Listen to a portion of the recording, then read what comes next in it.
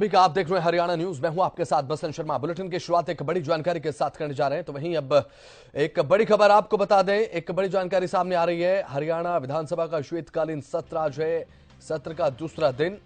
सुबह 11 बजे से कार्रवाई की शुरुआत हो जाएगी। सदन की कार्रवाई सुबह 11 बजे से शुरू होगी और साथ ही आपको बता दें कि कई मुद्दों पर चर्चा होगी। प्रश्नकाल में विधायकों की तरफ से कई मुद्दे उठाए जाएंगे और जहरीली शराब कांड पर आज विधानसभा में हंगामे के आसार हैं। हंगामा पहले दिन भी देखने को मिला था, दूसरे दिन भी आसार बरकरार। जहरीली शराब के मुद्दे को लेकर ध्यान आकर्षण प्रस्ताव पर आज चर्चा होगी। कॉलिंग अटेंशन मोशन विपक्ष की तरफ से, और पहले दिन सदन में जो विधेयक रखे गए थे आज उन पर भी चर्चा हो सकती है। हरियाणा विधानसभा के शीतकालीन सत्र का आज दूसरा दिन है। पहले दिन हंगामा देखने को मिला, जनता से जुड़े हुए मुद्दे विपक्ष की तरफ से रखे गए, सरकार को घेरा गया, सरकार की घेराबंदी की गई, सरकार ने प्रखरता के साथ जवाब भी दिए। उसके बाद आज दूसरा दिन है। दूसरे दिन विपक्ष पूरे तरीके से तैयार, कौन कौन से मुद्दों को लेकर सरकार की घेराबंदी करनी है, और सरकार अपने जवाबों के साथ पूरे तरीके से तैयार नजर आ रही है।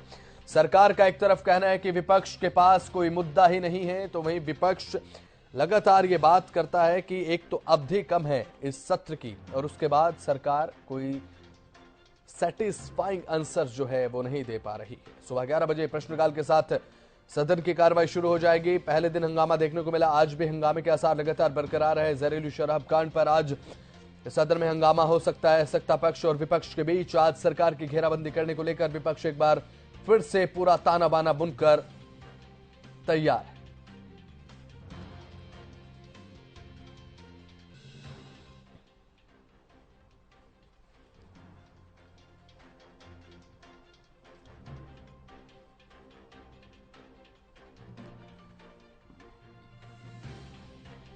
तो विधानसभा का शीतकालीन सत्र चल रहा है और विधानसभा के शीतकालीन सत्र को लेकर तमाम नेताओं की अपनी अलग अलग प्रतिक्रिया हैं। इसी कड़ी में हमारे संवाददाता रवि कालीरमन ने खास बातचीत की है कांग्रेस विधायक किरण चौधरी के साथ। सुनिए।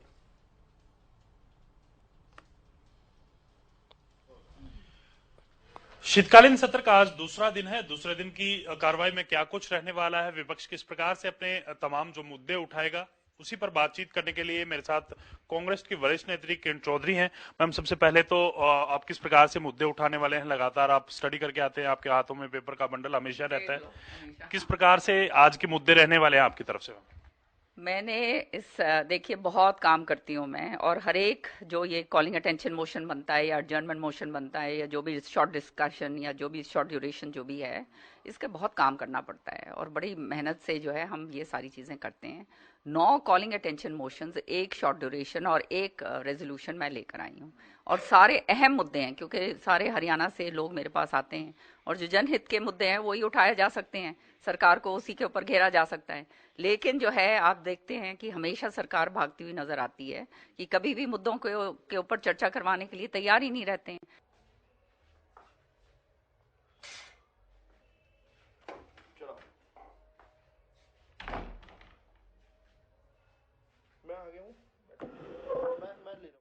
के हैं, बाकी तो जो इश्यूज हैं पूरे हरियाणा से संबंधित, उसके लिए हम वो करते हैं।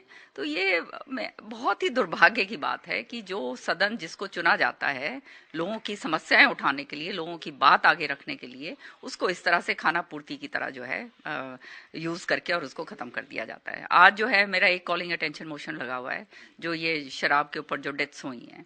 सो इसके ऊपर आपने ये देखा कि कब से ये कोविड के टाइम से जो है ये एसआईटी, उस एसईटी जो है, इन्होंने एसआईटी गठित नहीं करी, एसईटी जो थी वो कर दी, उसके ऊपर कोई मैंडेट ढंग का नहीं दिया। अब जो है उसके बाद 3 बारी और ऐसे ये वाक्य हो चुके हैं, लोग मर चुके हैं इलीगल ये इससे। तो मतलब मैंने पिछली बार भी ये बात पूछी थी कि जो आपके स्टैंडर्ड ऑपरेटिंग प्रोसीजर्स हैं वो आपने लगाए, नहीं लगाए, वो अभी तक नहीं हुए हैं। आपके जो हैं इथेनॉल है और ये सारी जो इसकी तस्करी जो है जब होती है तभी ये सारा ये उल्टे पुल्टे काम होते हैं। तो आपने स्टैंडर्ड ऑपरेटिंग प्रोसीजर्स जब आपने नहीं सेटअप करे हैं, जब आपने जो है फ्लो मीटर्स नहीं लगाए हैं, जब आपने जो है हॉलोग्राम्स का पूरा काम नहीं करा है, तो फिर ये काम तो होने वाला है। और ये सरकार का काम होता है ना, आप पल्ला कैसे झाड़ सकते हैं? ये तो सरकार के होता है। और इस समय पर ये सरकार के टाइम ये ट्रेजेडी पे ट्रेजेडी पे ट्रेजेडी हो रही है और मतलब किसी को परवाह नहीं हो रही। और सबसे बड़ी दुख की बात यह है कि वो औरतें जिन्होंने वो कौन सा गांव है यमुनानगर में, पुनगढ़ जहाँ पर ये ट्रेजेडी हुई है, वहाँ पे उन औरतों ने बहुत पहले से वो ये कर रही थी, ये आंदोलन कर रही थी कि भाई इसको ये जो है इस ठेके को हटाया जाए। उन औरतों के ऊपर ही जो है आपने एफआईआर दर्ज कर दी है। तो आप समझ सकते हो कि हालात क्या हो गए। और मैम कहीं ना कहीं इस शराब के ठेकों को लेकर एक कहीं ना कहीं सरकार ने एक फैसला लिया था, जिस गांव की पंचायत अगर के लिख करके देगी तो उस गांव से ठेका हटा दिया जाएगा। क्या ऐसा कोई मामला आपके संज्ञान में आया? लगातार आप हलकों में भी घूमे हैं शराब को लेकर, एक्साइज डिपार्टमेंट आपके पास रहा है, आप मंत्री रहे हैं। नहीं, ये बात सही है आपकी कि जो एक टाइम लिमिट दी जाती है, उस टाइम लिमिट के अंदर जो है अगर पंचायत लिखकर भेजती है तो वहां पर ठेके नहीं खोले जाते हैं और वो पंचायत की जो है वो रखा जाता है। लेकिन कई चीजें ऐसी होती हैं कई जगह पर, जैसे जो मापदंड ही अगर पूरे नहीं कर रहे हैं और वहां पे आपके ठेके लग रहे हैं, कोई आपका स्कूल पास में है या आपका कोई मंदिर पास में है या कोई ऐसे सामाजिक कोई जगह है उसके पास में है, वहां पे नहीं लगने चाहिए। लेकिन हमने देखा है बहुत जगह पर इस तरह से लगा दिए जाते हैं, फिर उनको हटाना पड़ता है। तो ये सरकार का काम होता है, ये सरकार को देखना चाहिए। और सच्चाई ये है जो हार्डन्ड क्रिमिनल्स जो हैं वो इसको काम कर रहे हैं। ये एसआईटी की रिपोर्ट अगर आप देखेंगे तो उन्होंने बताया कि कितने सारे जो हैं, देखो मैं आपको बताती हूँ कि ये तस्करी कहाँ कहाँ हमारी हो रही है। बिहार के अंदर 1.4 लाख कार्टन्स पकड़े गए हैं, उत्तर प्रदेश में 79,650 कार्टन्स पकड़े गए हैं, झारखंड में 27,824 लीटर शराब अवैध पकड़ी गई है, दिल्ली के अंदर 59,179 कार्टन्स पकड़े गए हैं, छत्तीसगढ़ के अंदर 10,537 लीटर्स पकड़ी गई है, गुजरात के अंदर 73,131 बॉटल्स पकड़ी गई हैं। तो ये तो मैं नहीं कह रही हूँ, ये इनकी अपनी एसआईटी रिपोर्ट जो है वो कह रही है। अब ये इतनी शराब जो बाहर पकड़ी जा रही है और वो बाहर के वो प्रदेश के वो लोग कह रहे हैं हरियाणा से आ रही है, तो आप समझ सकते हैं हालात क्या हो रहे हैं। तो ये सारी अवैध शराब लगभग इस रिपोर्ट के आधार पर हरियाणा से वहां जा रही है? बिल्कुल हरियाणा से जा रही है, एसआईटी रिपोर्ट कह रही है। जो रिपोर्ट है इनकी अपनी रिपोर्ट है, उसने इनको इंडाइट करा है, हम नहीं कह रहे, मैं नहीं कह रही। और कहीं ना कहीं 3 दिन का सत्र है मैम, आप 9 जो मोशंस लगाने की बात कर रहे थे सदन में लगाए गए थे प्रस्ताव आपकी तरफ से, किन किन मुद्दों को थे? क्या 3 दिन में तमाम अगर लगते तो इन पर चर्चा संभव थी मैम? देखिए 75% इन्होंने कहा था कि हम बच्चों को बेरोजगारियों को कहते जो है उसमें देंगे, प्राइवेट सेक्टर के अंदर देंगे। वो तो हमें मालूम था, जो जिस तरह से ये कानून लेके आए थे ये तो खाना पूर्ति थी और कोर्ट इसको स्ट्राइक डाउन करेगा, वही काम हुआ। तो हम पूछना चाहते हैं कि आज जो है 5 साल पूरे होने जा रहे हैं, वो कहाँ गए बच्चे? वो तो बेचारे कहते हैं ठगे से महसूस अपने आप को कर रहे हैं। सरकार ने तो जो पैरवी करी या नहीं करी, इस कोर्ट के अंदर जो हुआ वो अलग बात है, लेकिन आप हमें बताइए आप क्या करेंगे इन बच्चों के लिए जो बेरोजगार घूम रहे हैं। ये मैंने इसके ऊपर ये लगाया, मैंने फिर ये लगाया ये इसका जो है ये हरियाणा कौशल रोजगार योजना जो है, इसके ऊपर इतना एक्यूट ट्रॉमा जो है हमारे बच्चों पे हो रहा है कि हर तरीके से जो है कच्ची नौकरी है, वो भी किस तरह से मिलेगी, नहीं मिलेगी, किसको मिल रही है, कहाँ मिल रही है, कैसे कौन दे रहा है, उसका कोई मापदंड नहीं है, कुछ नहीं है। जो मर्जी आती है, जिसको मर्जी आती है उसको उठा के कर देते हैं। तो मतलब जो जिसके पास कोई ब्योंत नहीं है किसी तरह का, वो तो बेचारा बच्चा रह गया। ये लगाया था। फिर मैंने ये करा है कि ये जो है लॉ एंड ऑर्डर सिचुएशन जो है, कानून व्यवस्था कितनी जबरदस्त तरीके से चरमरा चुकी है, बुरे हाल हो रहे हैं, आप देख ही रहे हो, सारे मतलब रोज अखबारों के अंदर भरा पड़ा रहता है, उसके ऊपर लगाया हुआ है। फिर जो है एक बहुत अहम जो है शॉर्ट ड्यूरेशन डिस्कशन भी डाला है मैंने, एक रेजोल्यूशन भी डाला है कि एमएसपी को वैदिक दर्जा बनाने के लिए हम केंद्र को सिफारिश करके भेजें। इस पे हमारा डिस्कशन होना चाहिए। हरियाणा जो है वो कृषि प्रधान प्रदेश है, इन्होंने वायदा करा था कि 2023 तक जो है ये जो है हमारे किसानों की आय दुगनी होगी। आज के दिन आप धरातल पे जाओ तो दुगनी की तो बात छोड़िए, आधी से भी आधी जो है इनकी आय हो गई है। बुरे हाल हो रहे हैं किसान के। जब हरियाणा कृषि प्रधान प्रदेश है, हमारी सारी इकोनॉमी जो है इसके ऊपर टिकी हुई है। एमएसपी का दर्जा देने का वायदा इन्होंने करा था, और तब करा था जब 3 काले कानून इन्होंने वापस लिए थे। आज इतने साल बीत गए हैं, कोई उसके ऊपर कोई मूवमेंट ही नहीं है, है ना। जो मर्जी आती है वो कर देते हैं, कभी देते हैं कभी नहीं देते हैं। तो किसान तो ठगा महसूस कर रहा है। तो मैं ये रेजोल्यूशन लेकर आई हूँ और रेजोल्यूशन नहीं लगाते तो मैंने शॉर्ट ड्यूरेशन डिस्कशन पे भी दिया है। मैंने कहा रेजोल्यूशन नहीं लगाएंगे ये तो शॉर्ट ड्यूरेशन डिस्कशन तो आप मना कर ही नहीं सकते कि हमारे को केंद्र को जो है सिफारिश करके भेजनी चाहिए यहाँ से कि हरियाणा का जो हित है वो हित सर्वोपरि है, और अगर केंद्र नहीं कर रहा है तो उनको बोलिए कि आप क्यों नहीं कर रहे हैं हमारे किसानों के लिए। सो ये इसके अलावा जो है ये जो है ये करा है कॉमन सिटीजन को जो है ये प्रॉपर्टी आईडीज का जो है जिस तरह से सर्वे करा गया है, अभी भी हालात इतने बुरे हो रहे हैं और इतने सारे अहम मुद्दे हैं। पानी का मुद्दा है, बिजली का जो है किस तरह से जो है नॉन एनर्जी चार्जेस जो हैं वो ये ले रहे हैं, मोटे मोटे बिल आ रहे हैं बिजली के सारे ये सारे मुद्दे 9-10 मुद्दे तो ये लगाए हैं मैंने, 10 में से एक ही लगाए अभी तक कल एक दिन है। बातचीत करने के लिए थे वरिष्ठ नेता किरण चौधरी, और जिनकी तरफ से कहा गया कि 10 मुद्दे वो उन्होंने कहीं ना कहीं इस बार सदन में लगाए थे, 10 में से एक अप्रूव हुआ है और किसान से लेकर शराब तक के तमाम मुद्दों पर सरकार को घेरने का प्रयास इनका रहेगा। इसके साथ साथ हरियाणा से एसआईटी की रिपोर्ट के आधार पर बताती हुई किरण चौधरी यहां नजर आई कि हरियाणा से शराब की जो तस्करी है वो अन्य राज्यों में भी हो रही है। कैमरामैन दिनेश के साथ मैं रवि कालीरमन, हरियाणा न्यूज, चंडीगढ़। तो विधानसभा सत्र का दूसरा दिन है आज। जनहित के मुद्दे विधानसभा के पटल पर रखे जाएंगे, सदन में चर्चा होगी पक्ष और विपक्ष के बीच। ऐसे में चर्चा होना लाजमी भी हो जाता है क्योंकि जनता के चुने हुए प्रतिनिधि जवाब देना अब किस तरीके से ठीक समझते हैं, किस तरीके से जवाब दिया जाता है सदन में जनता के मुद्दों का, यह देखने की बात होगी। 11 बजे से कार्रवाई शुरू हो रही है, लेकिन अभी फिलहाल जनता से जुड़े हुए मुद्दों को लेकर हम चर्चा कर रहे हैं। इस चर्चा में हमारे साथ शामिल हो रहे प्रोफेसर विधु रावल, प्रवक्ता भारतीय जनता पार्टी, हनुमान वर्मा, प्रवक्ता कांग्रेस, विजेंद्र रेड्डी, प्रवक्ता इनेलो, और डॉक्टर मनवीर छिल्लर, प्रवक्ता आम आदमी पार्टी हमारे साथ पैनल में जुड़ चुके हैं। स्वागत सभी का हरियाणा न्यूज पर।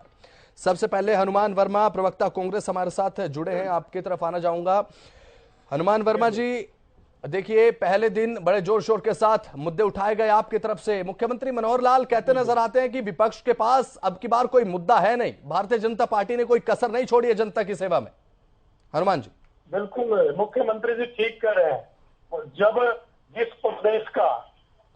प्रदेश में बेरोजगार इतने हो जाए, जिस प्रदेश में शराब के कारण इतने व्यक्ति मर जाए, और जिस प्रदेश में शिक्षा नीति इतनी गलत लगा दी, चिराग योजना करके सरकारी स्कूल बंद करने का काम कर रहे हैं, और फिर यूं कह रहे हैं मुख्यमंत्री जी कि कोई मुद्दे नहीं है। ये तो एक्चुअल में ये जो सरकार है भारतीय जनता पार्टी की, हर क्षेत्र में विफल सरकार है। ठीक है, प्रोफेसर विधु रावल। कोई भी वर्ग इनसे खुश नहीं है। ठीक है, आज से मैं किसान की बात करूं, चाहे व्यापारी की बात करूं, चाहे कर्मचारी की बात करूं, सभी के सभी को आंदोलन रहता है। ये सरकार तो सिर्फ आंदोलन कराना जानती है और कुछ भी नहीं। ठीक है, प्रोफेसर विधु रावल भी हमारे साथ पैनल में मौजूद हैं, जवाब उनसे लेंगे। लेकिन भारतीय जनता पार्टी की तरफ से एक और बात कही जाती है कि जब विपक्ष के पास मुद्दे नहीं होते, केवल बरगलाने का काम करता है विपक्ष।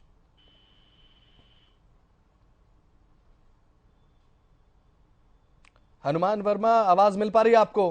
किसान की अगर बात करूं आज, मगर अगर किसान की बात करूं तो डीएपी के लिए इतनी लंबी कतारें लगती है, और पहली बार इस प्रदेश में थानों के अंदर जो है ना डीएपी बेची जाती है, थानों के अंदर लाइन में लगना पड़ता है, और डीएपी के साथ 2-3 प्रोडक्ट और देते हैं, जैसे नैनो यूरिया। क्या मतलब है इस चीज का?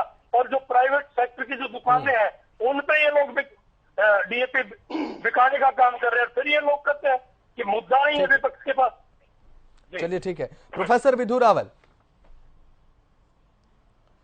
प्रोफेसर विधु रावल हमारे साथ जुड़े हुए हैं, बातचीत उनसे करेंगे। तो हमारे साथ अभी फिलहाल इनेलो प्रवक्ता विजेंद्र रेड्डी भी बने हुए हैं। विजेंद्र जी, अभी फिलहाल किस तरीके से आप देखते हैं, क्योंकि अभय चौटाला प्रखरता के साथ बात जब रखते हैं सदन में, उनकी तरफ ध्यान जाता है सभी का, सभी ध्यान से सुनते हैं कि किस तरीके से बात रखते हैं अभय चौटाला। मुद्दा उठाया गया किसानों से जुड़ा हुआ, किस तरीके से आप देखते हैं? भारतीय जनता पार्टी किसानों को लेकर हजारों दावे करती है कि किसानों के लिए पोर्टल से किसानों को सीधी मदद मिली है, इन दावों को किस तरीके से देखते हैं आप? देखिए, सबसे पहले तो शर्मा जी मैं आपका बड़ा धन्यवाद करना चाहूंगा कि आपने इस बात को माना। अभय सिंह चौटाला जी प्रखरता के साथ मुद्दे उठाते हैं और पूरे सदन का उनकी तरफ ध्यान जाता है, इसमें कोई संदेह नहीं कि अभय सिंह चौटाला जिस ढंग से मुद्दे उठाने का काम करते हैं, जिन तथ्यों के साथ वहां पर अपनी बात रखने का काम करते हैं, वो वास्तव में बहुत ही एक प्रभावशाली बात होती है और प्रभावशाली तरीके से रखा जाता है। जहां तक मुआवजे वाला आप बात पूछ रहे हैं, देखिए खरीफ की फसल में बाढ़ आई थी जिसमें लगभग 14-15 डिस्ट्रिक्ट प्रभावित हुए थे और फसल बहुत बुरे तरीके से खराब हो गई थी, मकाने गिरे थे, मवेशियां मरी थी और भी अन्य जान माल का भी नुकसान काफी हुआ था। और उस टाइम सरकार ने जो सर्वे करवाया था उसके मुताबिक लगभग 187 करोड़ का सरकार ने माना था कि लोगों को मुआवजा देना है हमें, जिसमें से मात्र 65 करोड़ अब तक मुआवजा दिया गया है, जबकि अगली फसल भी बिजाई हो चुकी है, तैयार हो चुकी है। इसके अलावा अभय सिंह जी ने सदन में ये बताने का काम किया कि मुख्यमंत्री मनोहर लाल जी ने ये घोषणा की थी कि जो फसल दोबारा से बिजाई की जाएगी उसके लिए भी 7,000 रुपए खर्च के लिए किसान को दिए जाएंगे। पूरे हरियाणा में 7,000 जो खर्च के लिए देने की घोषणा की गई थी, एक भी किसान को जारी नहीं किया गया। 187 करोड़ में से केवल मात्र 65 करोड़ का भुगतान किया गया। और कल मैं सीएम खट्टर साहब की वो सुन रहा था एक वीडियो, उन्होंने कहा कि मैंने 112 करोड़ रिलीज कर दी है। अच्छा। वो क्वेश्चन उठने के बाद जब अभय सिंह ने विधानसभा में इसको उठाया तो उसके बाद उन्होंने उसकी वीडियो सुनी मैंने मुख्यमंत्री जी की कि मैंने 112 करोड़ कर दिए, जारी कर दिए। अगर 112 करोड़ कर भी दिए होंगे कल या परसों में, सैटरडे संडे में, तो 187 में से वो भी तो नाकाफी है, इतने कम क्यों किए जा रहे हैं? तो बिल्कुल ये शर्मनाक बात है कि किसान जो इतनी मजबूरी में है उसके लिए जो मुआवजा निर्धारित किया गया वो भी सरकार समय पर नहीं दे पा रही है। दूसरी बात शर्मा जी, हमारा जो मुद्दा था, देखिए जहरीली शराब का, कितने शर्म की बात है कि जो विधानसभा सेशन चलते हैं उससे प्रदेश की जनता को एक उम्मीद, भरोसा और विश्वास होता है कि हमारे मुद्दे उठाए जाएंगे और उनके ऊपर सरकार एक्शन लेने का काम करेगी। यमुनानगर में जो शराब से लोगों की मृत्यु हुई, उस शराब को सप्लाई करने वाला वही व्यक्ति था जिसने पानीपत में शराब को सप्लाई किया था, वहां भी कुछ लोगों की मृत्यु हुई थी और उसने पानीपत से अपना डेरा उठा करके यमुनानगर में लगा लिया गया और वही व्यक्ति दोबारा वहां पकड़ा जाता है। तो मुझे ये बताइए, अगर पानीपत में जब वो पकड़ा गया था उसको इस तरीके से ट्रीट किया जाता कि वो दोबारा हिम्मत ही ना करता, तो कहीं ना कहीं सरकार की नाकामी है कि उनको सख्त कार्रवाई नहीं की जाती, इसलिए वो दोबारा से पनपते हैं और सरकारी संरक्षण भी मिलता है, इसलिए हिम्मत होती है किसी अपराधी की दोबारा से वो करे। और इसके अलावा जैसे अभी आप सुना रहे थे, बिहार में शराब पकड़ी जाती है, यूपी में शराब पकड़ी जाती है और अन्य स्टेट्स में शराब पकड़ी जाती है, वो हरियाणा से ही सप्लाई होती है। हरियाणा में अवैध शराब निर्माण की कंपनियां चलाने की इजाजत क्यों दे रखी है सरकार ने? क्यों हरियाणा की शराब अन्य स्टेट्स में भी पकड़ी जाती है? तो जहरीली शराब का अड्डा क्यों बनता जा रहा है हरियाणा प्रदेश? तो बहुत सारे क्वेश्चंस हैं शर्मा जी पूछने के लिए, लेकिन सरकार गिरफ्तारियां तो हुई हैं शराब घोटाले को लेकर, एसआईटी का गठन भी हुआ, जांच समिति का गठन भी हुआ, गिरफ्तारियां भी हुई हैं। गिरफ्तारियां हुई है, वही व्यक्ति फिर दोबारा दूसरे डिस्ट्रिक्ट में जाकर के यही कारोबार करता है, तो कहीं ना कहीं ये तो साफ लगता है कि मैं आपने कार्रवाई भी की और वही अपराधी दूसरे डिस्ट्रिक्ट में जाकर के फिर यही काम शुरू करता है। तो उस कार्रवाई का परिणाम क्या हुआ, प्रभाव क्या हुआ?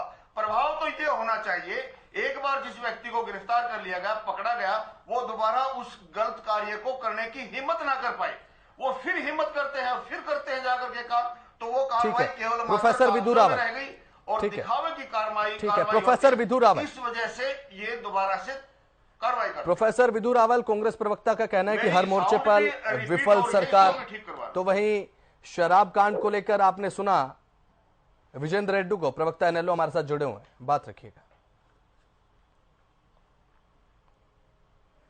वसंत जी, बड़े कमाल की बात है कि इन्हें आग भी लगानी है और मातम भी मनाना है।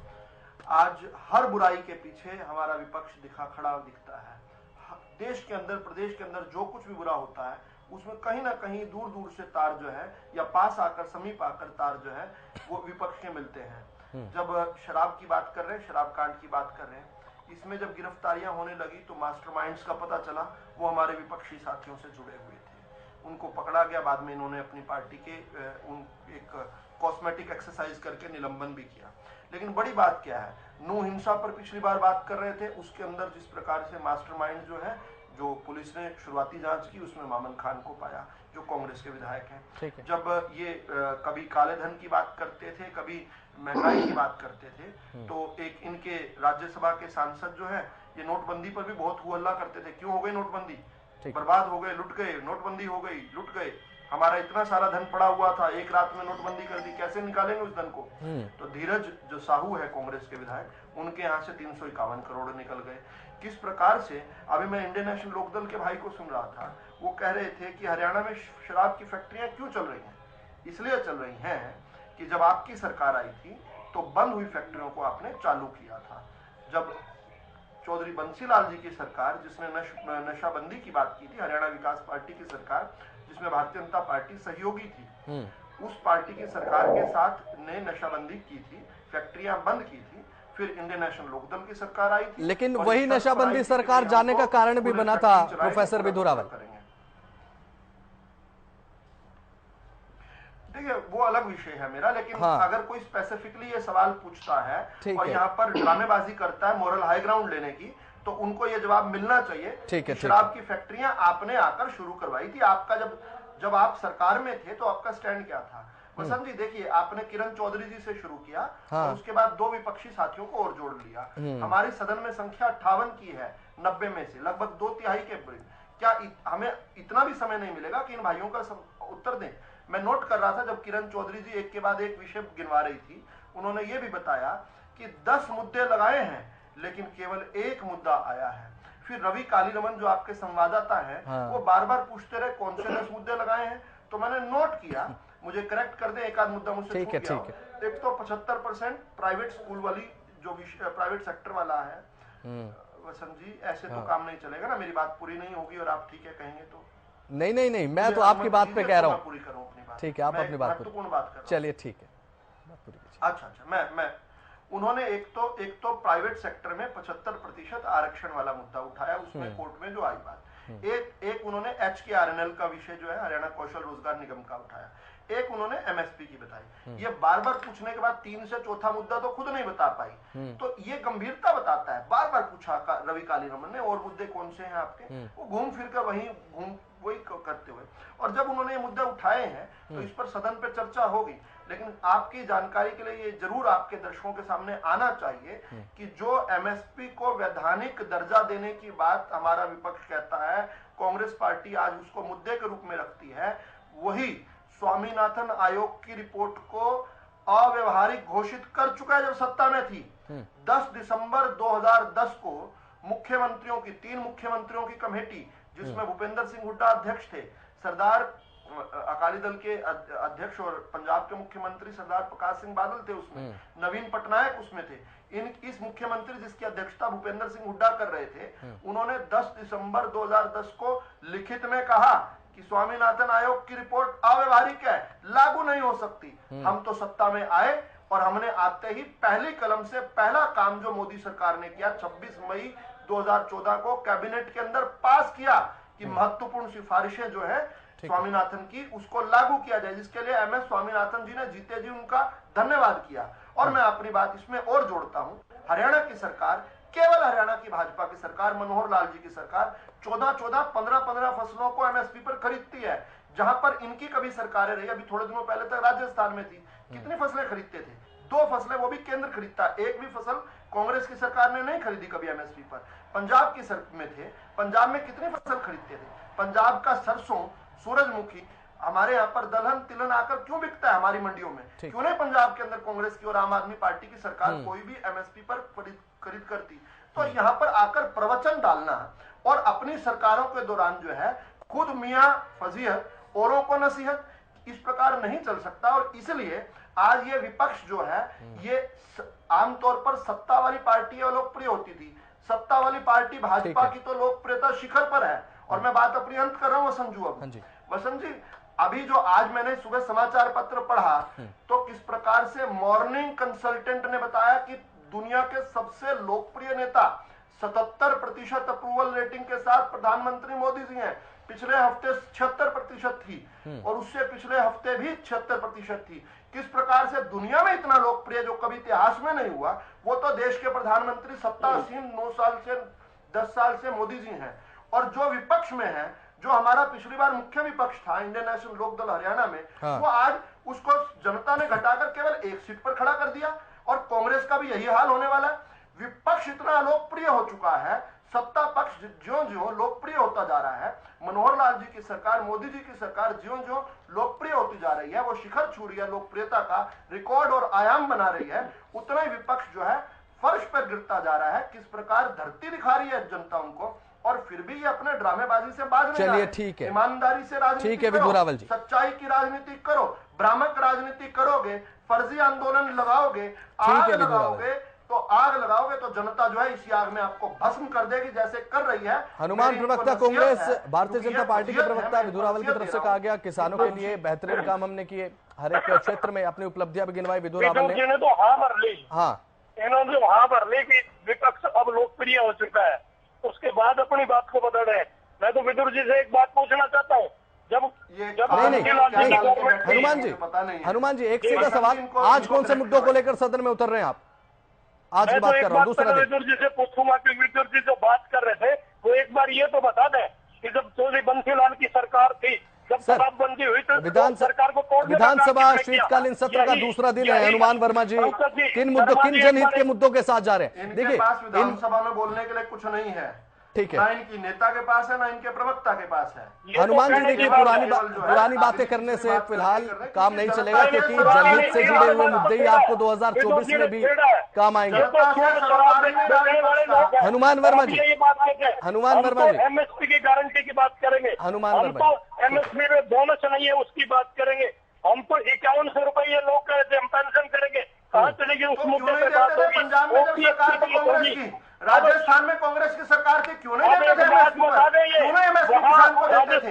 बताओ ना, जब सरकारों में नाम पर रहे, तेलंगाना में एमएसपी पर खरीद रहे हो क्या? तेलंगाना में एमएसपी पर खरीद रहे हो क्या कोई एक भी फसल? हमको 15 फसल खरीद रहे हैं, हमें नसीहत दे रहे हो। तेलंगाना में आप एक जगह सरकार है, बताइए कोई एक फसल खरीदते हो एमएसपी पर? बताओ, हम तो 15 फसलें खरीद रहे हैं, हमें नसीहत दे रहे हो। जहाँ सरकार आपकी बची हुई है, बची खुची है, वहाँ पर ये तो बताओ कि एक भी फसल खरीद रहे हो क्या? इस प्रकार से दोगली बात करते हो, जनता को अंदर भ्रामक राजनीति करते हो, इसलिए जनता ने कैमरे लगा रखा है और आगे कोई मामला नहीं लगाएगी। आपका नामो निशान नहीं बचेगा, जनता आपको इस प्रकार से पीटने को तैयार खड़ी है।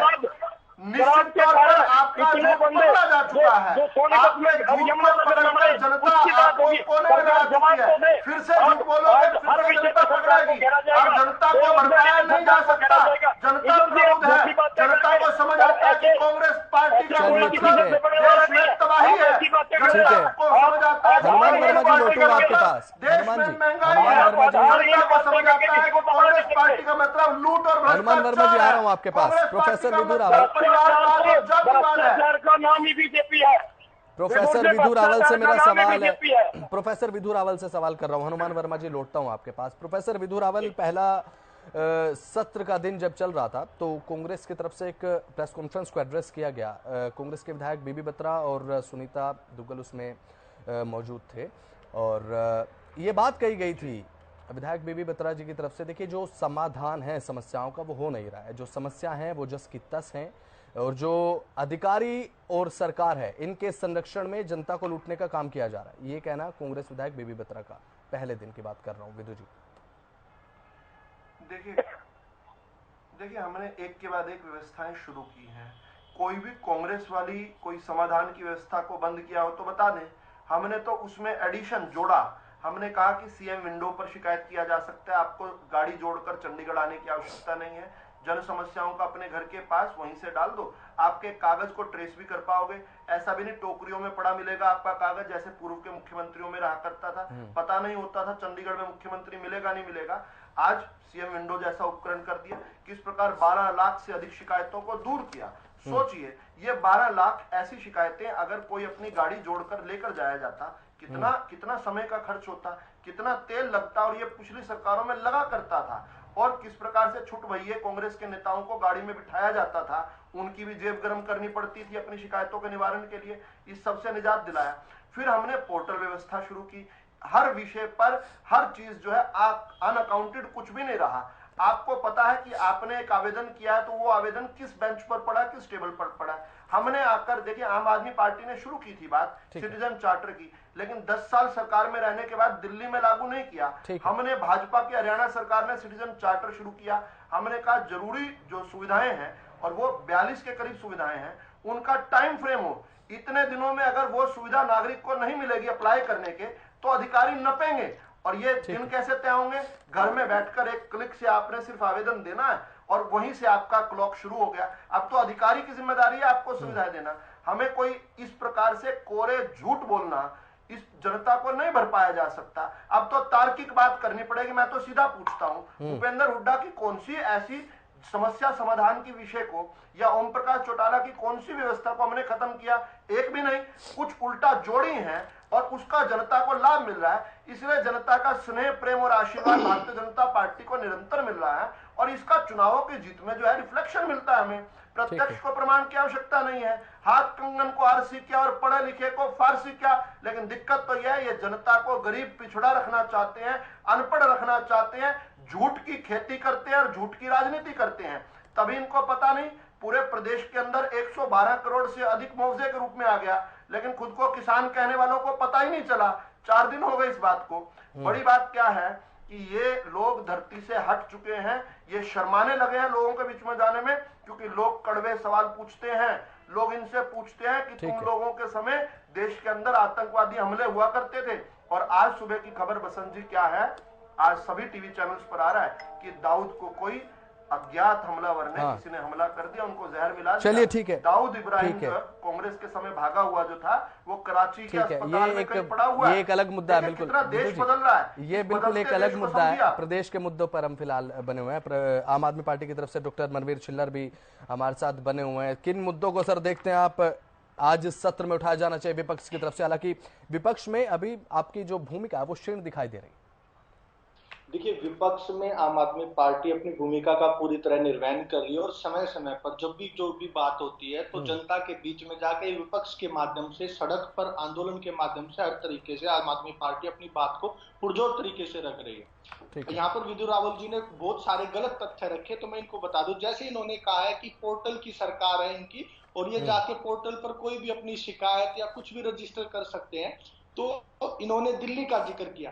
तो मैं इनको बता देना चाहता हूं कि दिल्ली के साथ साथ हमने पंजाब में भी सिटीजन चार्टर को लागू करने के साथ साथ 100 से अधिक सर्विसेज की डोर स्टेप डिलीवरी की है। सिर्फ व्यक्ति को 1076 नंबर डायल करना है, सरकार उसके दरवाजे पे खुद आएगी। उसको कहीं कुछ भी नहीं करना, उसको पोर्टल पे जाकर भी कुछ नहीं करना, सारे डॉक्यूमेंट सब कुछ कलेक्ट करने सरकार उनके दरवाजे पर आएगी। ये विदु रावल जी यहाँ पर गलत बातें ना कह के जनता को भ्रमित ना किया करे, आप अपने तथ्यों को ठीक किया कीजिए। इसके साथ ही आपने एक चीज कहा कि विपक्ष आंदोलन करता है, फर्जी आंदोलन करता है। विपक्ष ने किसान आंदोलन का साथ दिया था और आपके सबसे लोकप्रिय प्रधानमंत्री जी, जो हमारे भी प्रधानमंत्री, उन्होंने सार्वजनिक तौर पर आकर के माफी मांगी थी। जिस आंदोलन को आप लोगों ने फर्जी कहा, खालिस्तानी का, पता नहीं क्या क्या एलिगेशंस लगाए। इसके साथ ही हरियाणा में सूरजमुखी की फसल के ऊपर किसानों ने आंदोलन किया। आपने फिर कहा कि ये विपक्ष का प्रोपेगेंडा है, आपकी सरकार फिर झुकी। आप ये बताइए, जिन लोगों को आप फर्जी कहते हैं उन्हीं लोगों के सामने आप समय समय पर बार बार झुकते हैं। सरकार झुकती है तो कैसी नकारा, निकम्मी, कमजोर सरकार है जो फर्जी लोगों के सामने झुकती है। प्रोफेसर विदु रावल जी, आप केवल 10 सेकंड का सवाल जी, केवल 10 सेकंड का मनवीर छिल्लर जी से ही पूछूंगा। उन्हीं का पूछना चाह रहे हैं पंजाब में सरकार, आपकी सरकार झुकी। मनवीर छिल्लर जी आपसे कुछ पूछना चाह रहे हैं विदु रावल जी। मैं यहाँ आपके सवालों के नहीं, आपको पता है मैं सवाल पूछूंगा पोल खुल जाएगी। आपको लग रहा है मैं सवाल पूछूंगा पोल खुल जाएगी। सवालों के जवाब ले लीजिए। मैं आपसे एक छोटा सा सवाल पूछ रहा हूँ, उसके बाद आप अपने भाषण चालू रखिएगा। मैं 10 सेकंड का सवाल मुझे पूछने दीजिए। क्या पंजाब के अंदर सूरजमुखी की फसल जिसका आप यहाँ हरियाणा में आंदोलन करते हो, क्या सूरजमुखी की फसल खरीदी पंजाब में? एक दाना भी खरीदा क्या? एक दाना भी सूरजमुखी का पंजाब में आम आदमी पार्टी की सरकार ने खरीदा क्या? बीजेपी हरियाणा पर आंदोलन कर आम आदमी पार्टी को प्रवक्ता ले रहे हैं। बीजेपी की हरियाणा सरकार मोदी गारंटी कब दे रही है? पंजाब में 450 का सिलेंडर मिलेगा। हमने छत्तीसगढ़ में इनकी सरकार आते ही छत्तीसगढ़ में इनकी सरकार आते ही बिजली हाफ की स्कीम थी वो वापस ले ली। छत्तीसगढ़ में सरकार आते ही बिजली की बिजली बिल की हाफ स्कीम वापस ले ली। आप ये बताइए 450 का सिलेंडर कब मिलेगा? कब किसानों को एमएसपी से ज्यादा पे राजस्थान में आप खरीद रहे, हरियाणा में क्यों नहीं खरीद रहे? आप 2700 रुपए, आप बताइए हरियाणा का गेहूं 2700 रुपए कब खरीदा जाएगा? आप मोदी की गारंटी कब देंगे? 9 साल हो गए आपकी सरकार को, कब दे रहे? मोदी गारंटी कब मिलेगी हरियाणा को? हरियाणा को मोदी गारंटी, हरियाणा को मोदी गारंटी कब मिलेगी? 9 साल हो गए, 9 साल।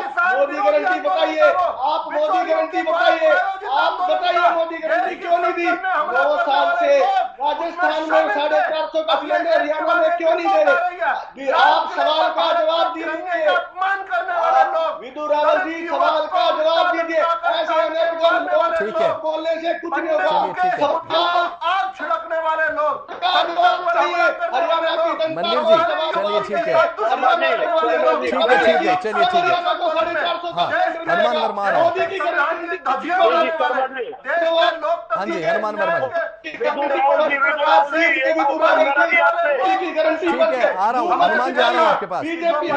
प्रोफेसर विदु रावल, चलिए ठीक है, हरियाणा की जनता को जवाब देना पड़ेगा। चलिए ठीक है। हरियाणा की जनता हनुमान वर्मा, कांग्रेस प्रवक्ता, मोदी की गारंटी पर जवाब दे, रावल जवाब दे। चलिए ठीक है। रावल जवाब दे, मोदी मानवीर, हरियाणा को क्यों नहीं दे रहे? ठीक है, मानवीर, कब मिलेगी हरियाणा को मोदी गारंटी? मनवीर छिल्लर जी, कुछ भी बोलिए, आ रहा हूँ आपके पास। मनवीर छिल्लर जी, लौटूंगा आपके पास।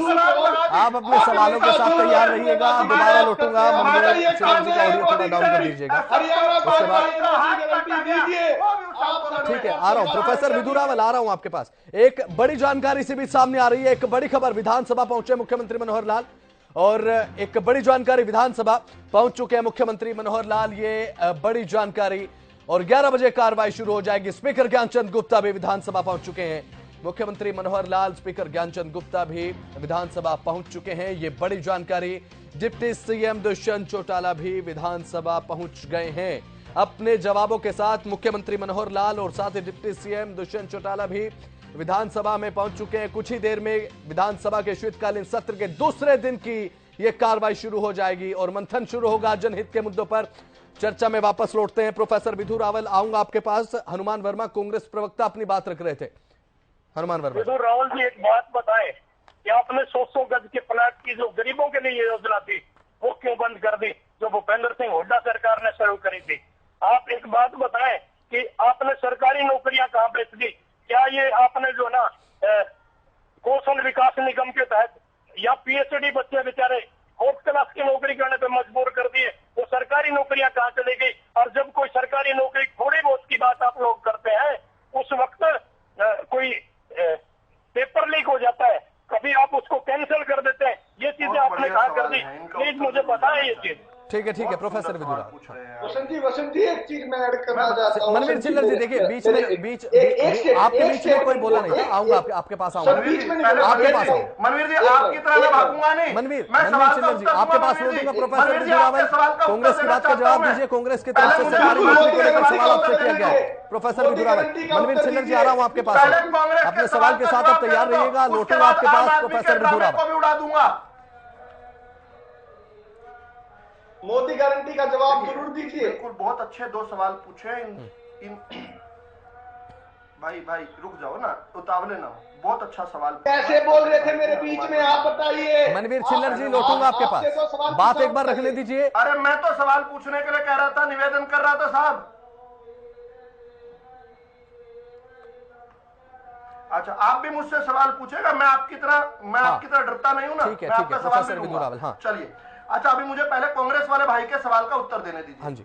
सबसे बड़ा अगर कोई भ्रष्टाचार कांग्रेस की सरकार में हुआ ना, लोग कहते हैं कोई 2G स्पेक्ट्रम, कोई कोयला घोटाला। मैं कहता हूं नहीं, सबसे बड़ा घोटाला देखना ना, गांव के अंदर सबसे ठीक है, लौटूंगा। प्रोफेसर विदु रावल, हमारे विशेष संवाददाता गुलशन ग्रोवर हमारे साथ लाइव जुड़ चुके हैं। ओवर टू यू गुलशन। वसंत, बिल्कुल सत्र का दूसरा दिन है और दूसरे दिन की कार्रवाई किस तरह से रहने वाली है, हमारे साथ हरियाणा विधानसभा के डिप्टी स्पीकर रणवीर गंगवा है। सर, आज दूसरा दिन है सत्र का, किस तरीके की कार्रवाई रहने वाली है? देखिए, आज तो जैसे पहला तो क्वेश्चन और होता है और उसके बाद में शून्यकाल होता है 1 घंटे के लिए, जिसमें ये तय किया गया है कि हर एक मेंबर जो है 4 मिनट बोलेगा और 15 मेंबरों की लॉटरी द्वारा निकाला जाएगा। और उसके बाद फिर जो जहरीली शराब पे जो ध्यानाकर्षण प्रस्ताव दिया हुआ है अभय सिंह चौटाला द्वारा और कुछ और मेंबर्स द्वारा, वो इसके अंदर लिया जाएगा। तो इस तरीके से है। और उसके बाद में एक बिल भी आया हुआ है, वो आज शायद लिया जाए, कि पिछड़ा वर्ग के अंदर जो जातियां हैं, कुछ एक जातियां जो अनुसूचित जाति के अंदर कर दी थी और कुछ एक के अंदर जो बोलने में थोड़ा सा वो है, जिस तरीके से नायक, थोरी, हेड़ी, एक ही जाति को अलग अलग किया था, तो उसको क्लैरिफिकेशन करके ताकि उनके सर्टिफिकेट बनाने में कोई दिक्कत परेशानी ना आए, तो इस तरीके का बिजनेस आज जो है वो रहेगा।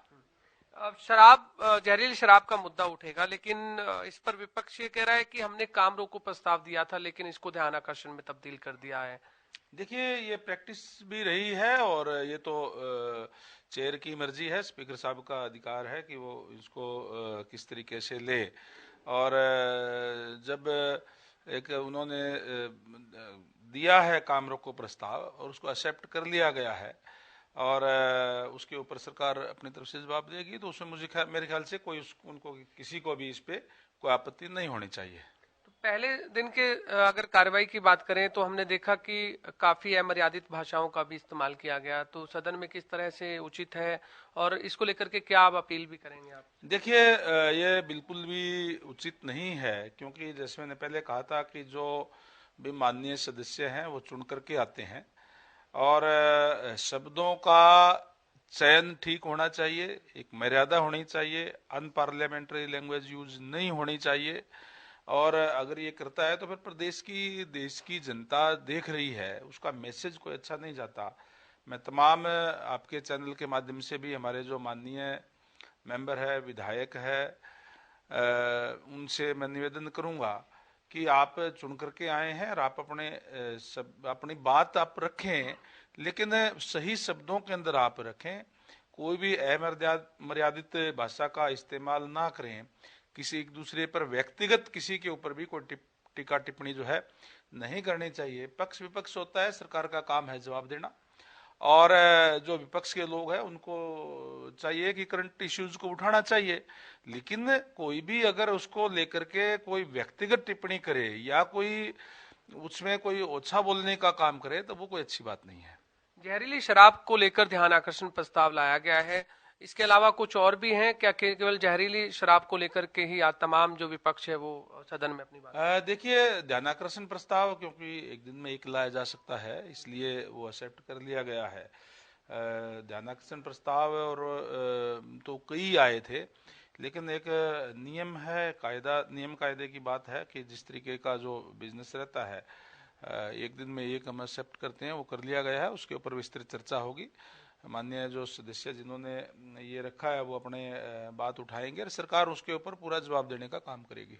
जो टाइमिंग की बात थी, हालांकि अब विधायक कह रहे हैं कि हमें 4 मिनट का समय जरूर दिया गया है, लेकिन वो कह रहे हैं कि फिर भी प्रदेश के मुद्दों को हम इन 3 दिनों में नहीं उठा सकते हैं, तो लगता है कि थोड़ा इसको एक्सटेंड भी किया जा सकता है या टाइमिंग में जो लास्ट अंतिम दिन होगा मंगलवार का उसमें बढ़ाया जा सकता है? देखिए, हमने तो अभी क्योंकि पहले जो 3 दिन होते थे वो 2 से 6 होते थे या 10 से 2 होते थे, उसके अंदर केवल 4 घंटे बिजनेस होता था। हमने उसको बढ़ा करके अभी 6 घंटे करने का काम किया है।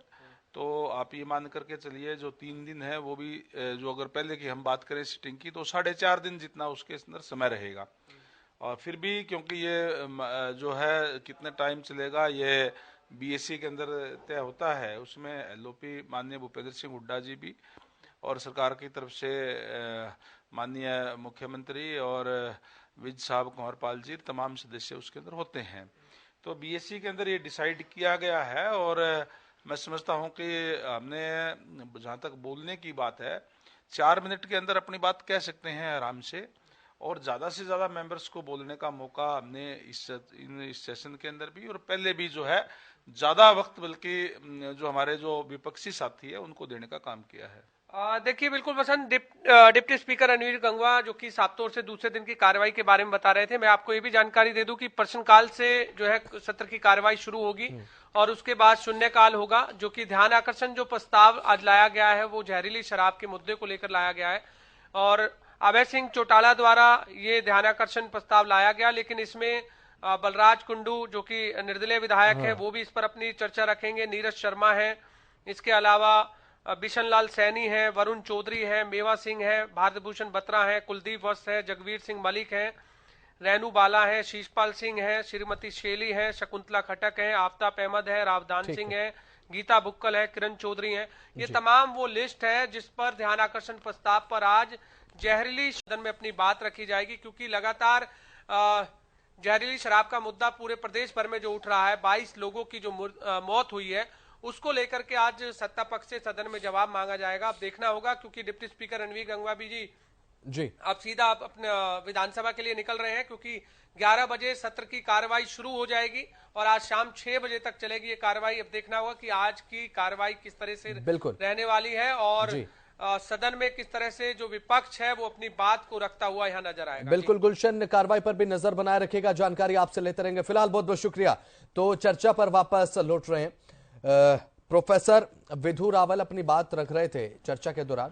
प्रोफेसर विधु रावल,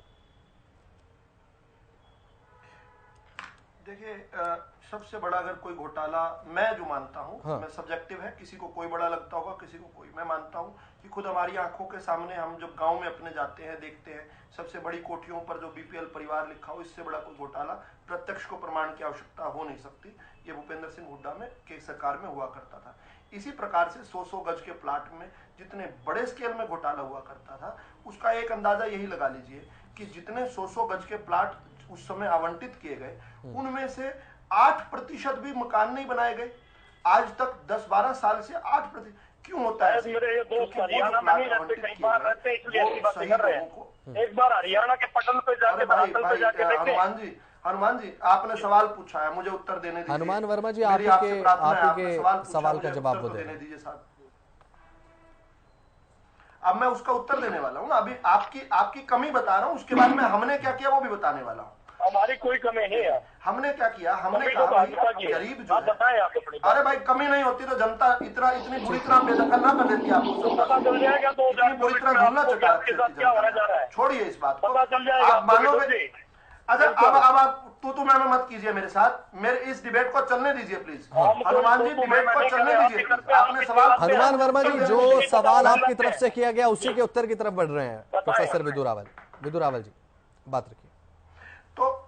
तो हमने कहा भाई, हमने कहा उस योजना को 2 भाग में बनाया। हमने कहा मकान देंगे और मकान का पोजेशन देंगे, घर की गृहिणी को पोजेशन देंगे और उसके तहत 2 योजनाएं, हरियाणा पंडित दीनदयाल उपाध्याय ग्रामीण आवासीय योजना और हरियाणा पंडित दीनदयाल उपाध्याय अफोर्डेबल हाउसिंग यानी कि शहरी जो इकाई है उसके लिए हर सेक्टर के अंदर हमने वहां पर उसकी व्यवस्था बनाई हुई है और हमारा लक्ष्य 3,34,000 के करीब जो है मकान देने का। लेकिन बड़ी बात क्या है, ये HKRNL को लेकर बार-बार एक जो है ना, हरियाणा कौशल रोजगार को लेकर बार-बार एक, पता नहीं ये समझते नहीं है या जानबूझकर दुष्प्रचार करते हैं। हरियाणा कौशल रोजगार निगम हरियाणा में पक्की नौकरियों का विकल्प नहीं है। पक्की नौकरियां तो आपने जो दी थी उसका आंकड़ा मेरे पास है, आपने 10 साल में 86,000 दी थी। हम केवल जो है 9.25 साल में इस समय 1,14,000 से अधिक दे चुके हैं, आपसे बहुत अधिक। और जब तक सरकार का पूरा कार्यकाल होगा तब तक हम 2 लाख के करीब 1,80,000 के करीब पहुंचने वाले, आपसे दुगने से भी ज्यादा। वो विषय नहीं है। इसके अलावा आपकी जो कच्ची नौकरियां थी जिसमें बंदरबाट होती थी, जिसमें कोई मापदंड नहीं था, उसका हमने एक विकल्प तैयार किया। हमने कहा ये ठेकेदारों से नहीं लुटने देंगे गरीब बच्चों को। हमने कहा कि नहीं, ये ठेकेदारी प्रथा खत्म करो, जो योग्य जो पात्र बच्चा होगा वो भी कच्ची नौकरियों के लिए भी वो लगेगा। लेकिन ये दुष्प्रचार क्या करते हैं, जैसे पक्की नौकरियों के बजाय कच्ची नौकरियां शुरू हो गई। अब यहाँ पर वसंत शर्मा जी एक एंकर हैं, इसी चैनल पर 2-3 और भी बहुत अच्छे एंकर्स हैं। क्या वसंत शर्मा जी अगर एंकरिंग करेंगे तो दूसरे लोगों को नहीं होगा, वो भी एंकरिंग करेंगे, ये भी एंकरिंग करेंगे, बिल्कुल ठीक है। ऐसे ही हरियाणा कौशल रोजगार निगम जो नौकरियों में, कच्ची नौकरियों में बंदरबाट थी, उसका विकल्प है। इसका पक्की नौकरियों में कोई असर नहीं पड़ा। लेकिन बड़ी बात क्या है कि यहाँ पर हम लोग जो है इसके तहत पात्र बच्चों को जिसमें सोशल इकोनॉमिक क्राइटेरिया भी हमने जोड़ा, फादरलेस बच्चों का वो भी जोड़ा। हमने प्रयास किया कि सबसे गरीब, सबसे वंचित को नौकरी पहले मिले, जिसके घर में कोई सरकारी नौकरी है उसको पहला अधिकार मिले। ऐसा नहीं कि गांव में केवल 7 नौकरियां और 7 की 7 नौकरियां कि परिवार में। हमने कहा नहीं भाई, सबको बराबर अधिकार मिलना चाहिए, सबके घर में दिए जलने चाहिए। इन चीजों के खिलाफ है। मनवीर छिल्लर जी कुछ बार बार मुझसे प्रश्न पूछना चाहते थे, मैं उनका स्वागत करूंगा अगर मुझसे कुछ पूछना चाहें तो। ठीक है, डॉक्टर मनवीर छिल्लर, प्रवक्ता आम आदमी पार्टी। हाँ जी, मैं ये पूछना चाहता हूँ कि जो मोदी की गारंटी है वो हरियाणा को कब मिलेगी? 9 साल से बीजेपी की सरकार हरियाणा में है। राजस्थान में 450 का सिलेंडर मिल सकता है, हरियाणा में क्यों नहीं मिल सकता? इन्होंने कुछ रोजगार के आंकड़े रखे, तो मैं भी कुछ आंकड़े दे रहा हूँ कि हरियाणा में टोटल जो सैंक्शनड पद है वो 4,66,000 है, और रिक्रूटेड जो पद है जो अभी भर्ती हो चुकी है 2,57,000 है। रिक्त जो पद है वो 2,09,000 है, यानी कि 45% पद खाली है। जो सरकार दावा कर रही है कि हमने सबसे ज्यादा नौकरियां दी, उस सरकार में 45% पद जो रिक्रूटेड पद है वो खाली पड़े हैं या वो ठेकेदारी प्रथा से चलाए जा रहे हैं। ये जो 45% पद 9 साल से खाली चलते आ रहे हैं, इनको 9 साल में भरने के लिए आपको क्या जरूरत है जो आप नहीं भर रहे? आप ये वजह क्लियर कीजिए कि हम इस वजह से नहीं, इन भर्तियों को नहीं भर रहे। आप निकालिए ना वैकेंसी, कौन मना कर रहा है? कोई विपक्ष का ने तो आपका हाथ नहीं पकड़ रखा कि आप वैकेंसी मत निकालिए। इसके साथ ही इन्होंने कहा कि हमने 100 गज के जो प्लॉट थे वो कांग्रेस ने किया। अरे कांग्रेस ने गलत किया तो लोग आपको लेकर के आए, आपकी डबल ट्रिपल इंजन सरकार दी, लेकिन आपने क्या किया? आप लोगों ने वादा किया 2022 तक हर एक को पक्का मकान देंगे, लेकिन कहां गया? वो भी मोदी गारंटी थी, वो वादा कहां गया? आप जितने किसान की आय दुगनी करने का वादा, प्रोफेसर विदुरावल, ठीक है मनवीर जी, आप कह रहे आपकी बात का जवाब ले रहा हूँ प्रोफेसर विदुरावल। हमने मान लिया, लेकिन कहां माना? किसान की स्थिति तो बद से बदतर है। देखिए मनवीर जी सवाल भी पूछ लिया, उत्तर भी तो लीजिए, नहीं तो प्रोपेगेंडा लगेगा। देखिए आपने पूछा मोदी की गारंटी हरियाणा को कब मिलेगी। अरे साहब, 26 अक्टूबर 2014 से लगातार मोदी की गारंटी में है हरियाणा, तभी तो हरियाणा दिनों दिन प्रगति कर रहा है, तभी तो विकास कर रहा है। बताइए गारंटी का नाम बताइए, एक के बाद एक। मैं बता देता, मैं अगर किसान सर फैक्चुअल फिगर दूंगा मैं, आप अगर सुनेंगे तो मैं तीसरी बार इस बात को कह रहा हूं, अब तक क्यों आपसे मिस होगी मुझे नहीं पता, आप नोट करिए। हरियाणा केवल ऐसा राज्य है पूरे देश के अंदर जो 14-14, 15-15 फसलों को एमएसपी पर खरीद रहा है। दूसरे राज्य का आप नाम बता दीजिए। हरियाणा सबसे अधिक भावांतर भरपाई योजना के तहत किसान को लाभ पहुंचा रहा है। हमने क्या, हरियाणा सबसे ज्यादा मुआवजा देने वाला पूरे देश के अंदर, ही इस बात का प्रमाण है कि 15,000 रुपए देने वाला हमारे सर, ऐसे लगातार काउंटर करेंगे तो उत्तर कैसे आएगा? एक बार सुन लीजिए ना मनवीर जी, ऐसे तो गड़बड़ हो जाएगी ना। मनवीर जी, अपने इतना समय लेकर आपने अपना उत्तर पूछा है, एक बार ले लेते हैं, जवाब ले लेते हैं। मैं तो गलत तथ्य को करेक्ट कर रहा हूँ। भावांतर योजना इस बात का प्रमाण है कि बाद में करेक्ट कीजिएगा, एक बार जवाब ले लेते हैं। प्रोफेसर विदुरावल, बात आप रखिए। हाँ ठीक है। देखिए हम मोदी की गारंटी 2014 से हरियाणा को मार्गदर्शन कर रही है, हरियाणा का लाभ पहुंचा रही है, हरियाणा वासियों का पहुंचा रही है। किस प्रकार रोजगार की बात करें, मैं सरकारी रोजगार तो बात कर ही रहा हूं, साथ साथ जो सरकार के अतिरिक्त जो हमारी केंद्र की योजनाओं के रोजगार है, जैसे स्टार्टअप इंडिया स्कीम, इसके तहत 4,119 लोगों को रोजगार मिला है। अलग अलग रोजगार शुरू हुए, माफी चाहूंगा, इसमें इसको मल्टीप्लाई कर लीजिए, एक उद्योग शुरू होने से कितने लोगों को मिलता है। अलग अलग जो एमएसएमई है 19,06,000 अलग अलग युवाओं को नौकरी दे चुके हैं। प्रधानमंत्री मुद्रा योजना के तहत 24,43,000 जो लोनीज हैं उन्होंने कहीं ना कहीं अपना रोजगार शुरू किया है। प्रधानमंत्री स्वनिधि योजना के तहत 46,616, सक्षम युवा योजना के तहत 1,76,423, सक्षम सारथी योजना के तहत 78,000, अंत्योदय उत्थान मेले में 50,000 से अधिक युवाओं को नौकरी मिली। अंत्योदय रोजगार मेले के तहत 31,000 और बच्चों को नौकरी मिली। इसके अलावा किस प्रकार से मैंने स्टार्टअप इंडिया का जिक्र किया, मैं स्टैंड अप इंडिया का जिक्र करता हूं। 4987 अलग अलग उद्योग लगे, इसको मल्टीप्लाई कर लो, एक उद्योग में कितने सारे परिश्रमिक जो हैं उसमें रोजगार पाए होंगे। लेकिन बात यह है आपको विरोध करना है और विरोध के लिए विरोध कर रहे हो, इसलिए आपकी बात में प्रमाणिकता नहीं आ रही। जनता विदु रावल जी जितनी भी मोदी पर विश्वास कर देश में एक गारंटी चलती है, मोदी की गारंटी के अलावा देश के अंदर कोई गारंटी नहीं चलती। और बड़ी बात क्या है कि आज ठीक है। इसके बावजूद भी मनवीर चिल्लर जी की बात कर रहा था, अगर आवासीय योजना की बात करें, धरातल पर दिखती। ठीक है मनवीर जी, हमने दुनिया का सबसे बड़ा आयुष्मान भारत के तहत सबसे बड़ा मेडिकल हेल्थ इंश्योरेंस का हमने योजना बनाई। आज गरीब परिवारों को मुफ्त में इलाज मिल रहा है, हमने शुरू किया।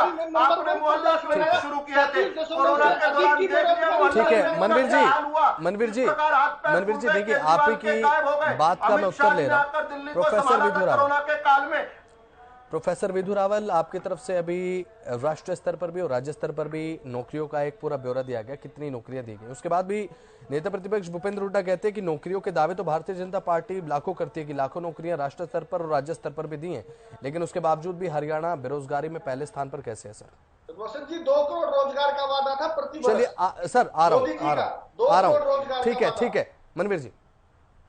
2 करोड़ से ज्यादा मिले भाई रोजगार, आंख बंद करने से झूठ मत बोलिए कुछ तो शर्म कीजिए। मनवीर जी एक सवाल का जवाब दे रहा हूं प्रोफेसर विधु रावल से, आ रहा हूं। प्रोफेसर विधु रावल, मनवीर जी देखिए बीच में ऐसे बार बार बात करने से ना तो आपकी बात जनता के समझ आएगी, ना जो प्रोफेसर विधु रावल जनता के सामने आंकड़ा रख रहे हैं ना उनकी बात स्पष्ट हो पाएगी। प्रोफेसर विधु रावल आप बात रखिए जरा।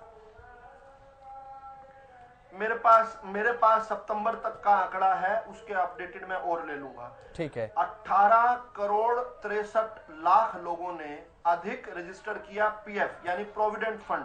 जब किसी की नौकरी लगती है तो वो पीएफ कटवाता है। ठीक है। 2014 26 मई से लेकर सितंबर 2023 तक 18 करोड़ यानी 9 साल में 18 करोड़, 2 करोड़ से ऊपर 63 लाख और ऊपर। इसलिए मैं कहता हूं भाई थोड़ा पढ़ के आओ, केवल रटी रटाई बात करना, झूठ बोलना भाषणों में चल जाएगा, डिबेट में नहीं चल पाएगा। बसंत जी समझदार है, बड़ी विषय क्या है। भाई ये सवाल पूछा, मुझे उत्तर देने दो, मैं हाथ बढ़ा रहा हूं। चलिए ठीक है प्रोफेसर विधु रावल। मैं चिल्लर से हाथ जोड़कर हनुमान वर्मा जी आ रहा हूँ, इनके बाद आपके पास आ रहा हूँ। हनुमान वर्मा जी मुझे उत्तर देने दो, अगले 30 सेकंड में मेरा उत्तर पूरा हो जाएगा। देखिए इन्होंने खुद कहा, ये अपने घर की एक कंपनी बनाई जिसका नाम इन्होंने CMIE रखा। उसके अंदर अपने घर के व्यक्ति को महेश व्यास, जो कि कांग्रेस के घोषणा पत्र लिखता था, उसका MD बनाया। 2019 में कांग्रेस की घोषणा पत्र कमेटी का जो अध्यक्ष है वो CMI का MD है। अब अपने घर की कंपनी बनाई हुई के आंकड़े रखते हैं बार बार। वो आंकड़ों में एक महीने हरियाणा की बेरोजगारी 26% दिखा देते हैं, अगले महीने उसमें 37%, 11.5% का इंक्रीज। इतने तो बच्चे भी पैदा नहीं होते एक महीने में जितना इन्होंने एक महीने में पता नहीं चला। भूकंप एक प्रतिक्रिया ले लेते हैं विजेंद्र रेड्डी इनेलो की तरफ से। राज्यसभा में विजेंद्र रेड्डी ऑफिशियल जवाब है कि वो 2 करोड़। और मुझे समझ नहीं आया कांग्रेस की लाइन को ये आम आदमी पार्टी वाले और इनेलो वाले क्यों करते हैं? ठीक है। आपका आदमी थोड़ी है वो, आम आदमी पार्टी का आदमी थोड़ी है महेश व्यास, इंडियन नेशनल लोकदल का आदमी थोड़ी है। विजेंद्र रेड्डी इनेलो की तरफ से हमारे साथ बने हुए हैं। प्रतिक्रिया एक कमेंट ले लेते हैं। हाँ विजेंद्र जी बात रखिएगा। हम ये मानते हैं भारतीय जनता पार्टी की तरफ से अभी सुना आपने किस तरीके से नौकरी का एक पूरा ब्यौरा रखा गया, कितनी नौकरियां दी हैं, नौकरी को लेकर ही सवाल आपने भी किया था सर। हाँ बसंत जी देखिए, सबसे पहले तो मेरा आपसे निवेदन है, क्योंकि आज आपने मेरे को बहुत ही कम समय दिया। नहीं आपके पास लौटा हूँ टाइम आपने इन्हीं को देने का काम किया। नहीं यानी हाँ, जो बीच में बोलते हैं उसी को टाइम मत दीजिए, जो चुप रह करके सुनते हैं चलिए उसको भी समय मिलना चाहिए। ये मेरा निवेदन आपसे। ठीक है।